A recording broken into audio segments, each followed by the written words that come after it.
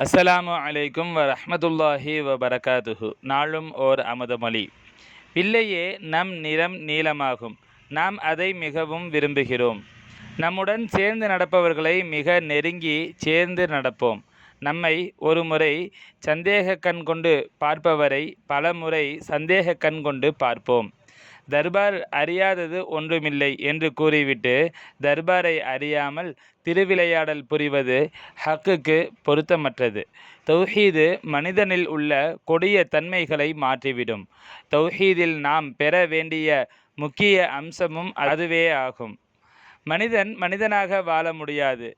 ஆசைகளுக்கு அடிமைப்படும்போது மனிதன் பெரும் தொல்லை அடைகிறான்.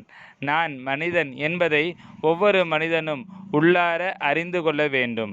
அறிந்து அதன்படி செயலாற்றும்போதுதான் மனிதன் ஜெயம் பெறுகிறான். இந்த வழியை தவறவிட்டால் பெரும் துன்பம் அடைய வேண்டி வரும். அன்பு எனும் வேரினை காலத்தின் தலைவனாகிய பொறுப்பனைத்தையும் தாங்கி நிற்கும் நிலத்தின் உள்ளே தாழ செலுத்த வேண்டும். அப்போதன்றோ வறட்சி காலத்தும் மரமாகிய சிறந்த பக்தன் வாடாது அஞ்சாது நீராகிய ரஹ்மத்தை பெற்று செழித்து வாழ்வான். சங்கைமிகு ஷேഖநாயகம் குத்புஸ்ஸமான் ஷம்சுல் உஜூத் ஜமாலியா அசையீத் கலீல் அன் மௌலானா அல் ஹசனியுல் ஹுசைனியுல் ஹாஷிமி கத்தஸல்லாஹு சிர்ரஹுல் அலீம் அவர்களின் அமுத மொழிகளிலிருந்து.